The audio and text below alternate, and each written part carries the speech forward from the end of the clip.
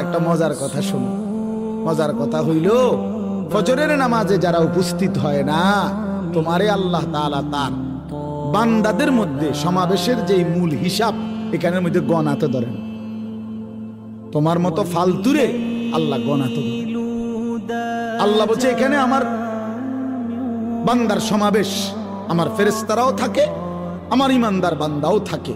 অতএব যে নাফরমান ফজরের নামাজ পড়ে না, এই অপদার্থ আল্লাহ তাআলার বান্দা হিসাবে আল্লাহ গণাত ধরে। যা বেটা জানোয়ার, ইটা থাক বেটা। ভাতের দরকার হলে ভাত খাইস, পেশাবের দরকার হলে পেশাব করিস, ঘুমের দরকার হলে ঘুম যাইস, হ্যাঁ যৌন চাহিদা পূরণের দরকার হলে চাহিদা পূরণ করিস, কোনো অসুবিধা নাই বেটা। নাফরমান এগুলো আমি কুকুর বিড়ালেরও পূরণ করি, গরু ছাগলেরও পূরণ করি, আর তোরও করুন যা। গরু ছাগল কুকুর বিড়ালও খায়, ঘুমায়, পেশাব পায়খানা করে, যৌন চাহিদা পূরণ করে, ঠিক আছে জানোয়ার তুইও পড়ে থাক।